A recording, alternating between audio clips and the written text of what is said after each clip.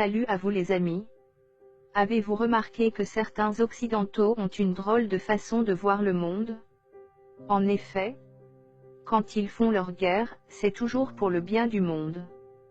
Quand ils ont une opinion, elle est internationale. Quand ils s'expriment, ils le font au nom de la communauté internationale. Quant à leurs valeurs, elles doivent être universelles. Quand ils ont une crise, elle devient mondiale. Quand ils parlent de leur langue, ce sont des langues. Quand il s'agit des langues des autres, on a vite fait de parler de dialecte. Ils se sont installés de force en Amérique, au Canada, en Australie, en Afrique du Sud, et en Amérique du Sud.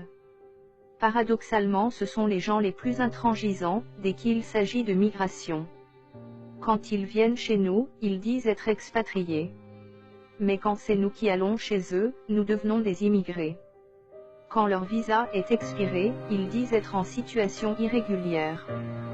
Dès que la même chose nous arrive, nous devenons des sans-papiers. Quand ils résistent à un oppresseur, ce sont des résistants. Si nous faisons la même chose, nous devenons des maquisards. Quand ils font la guerre à des peuples pour leur voler leur pétrole, ça s'appelle installer la démocratie. Quand ces peuples répondent à leur agression, ça devient du terrorisme.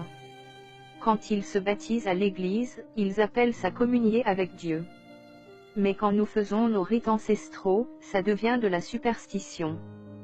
Quand certaines de nos femmes portent le voile par conviction religieuse, ce sont des femmes soumises et opprimées. Mais le même phénomène chez eux s'appelle une bonne sœur. Quand ils promettent des biens et services pour gagner des marchés, ça s'appelle du lobbying. La même chose chez nous, devient de la corruption. Et le plus drôle, ils font des milliards chaque année, grâce au pillage qu'ils ont savamment organisé depuis des siècles. Mais c'est aussi eux, qui organisent des colloques, des tables rondes, et des sommets pour sortir l'Afrique de la pauvreté. Quand on est africain, et qu'on entend ça, on est juste plié de rire. D'où le syndrome du ricanement permanent, au risque de passer pour un sauvage.